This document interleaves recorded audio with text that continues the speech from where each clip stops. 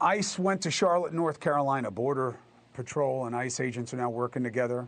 They report 130 arrests of illegal immigrants.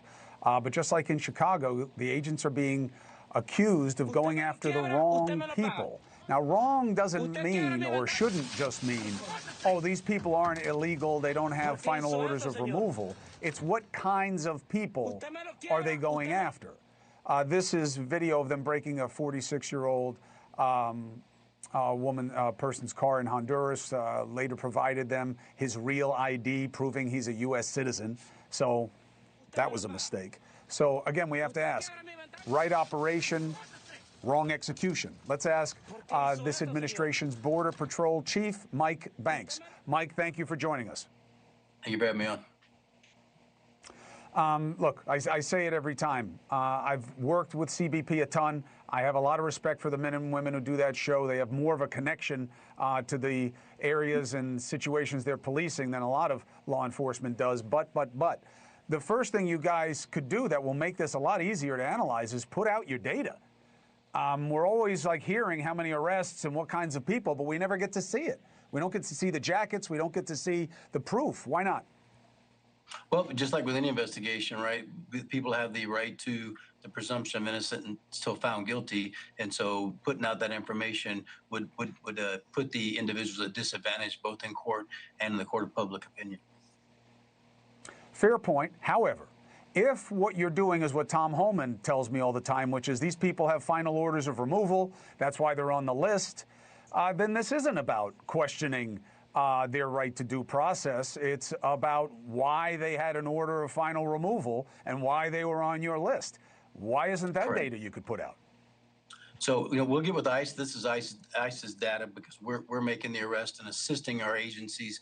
But I will tell you this. The United States Border Patrol targets criminal illegal aliens, but you have to understand that if you target criminal illegal aliens, you're going to come across people that are just in this country illegally because criminal illegal aliens prey on the illegal alien community.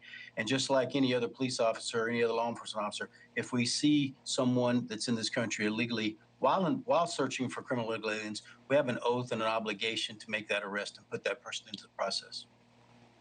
Understood. How do you explain them bashing the window of a citizen? And so, there's a lot of factors that go into it. And are citizens arrested by United States Border Patrol? Yes, daily, often for impeding, interfering, assaulting. And so there's a lot of reasons why individuals are arrested. This individual, my understanding is based on the information on this case, this individual was not the owner of the vehicle. The owner of the vehicle, which very closely matched the appearance of this individual, was in this country illegally with a final order of deportation and a criminal record. So the owner of the vehicle had one. This guy had a real ID on him. So what happens now?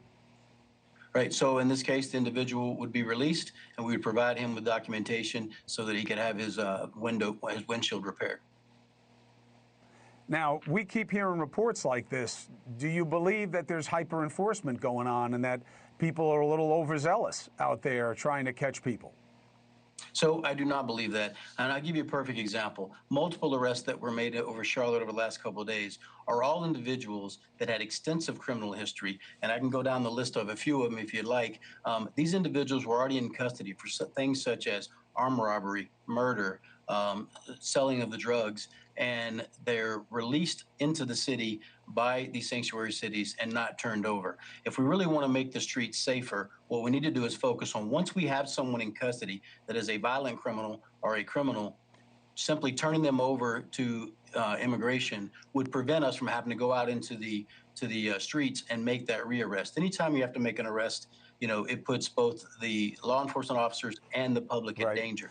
And so if the so-called sanctuary cities were worried about simply just those in this country illegally versus those that have committed criminal acts since they've been in the city, they would work with us to get these criminal aliens off the streets. Understood. Or not return them to the streets, which would see a lot less of this. When we talk about being hyperactive, you also got to understand that our agents are under extreme amount of threats from the community.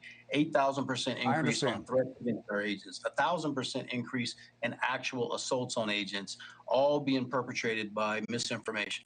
Thank you for watching. Subscribe below and download our NewsNation app right now on your phone, and you will get fact-based, unbiased news for all Americans.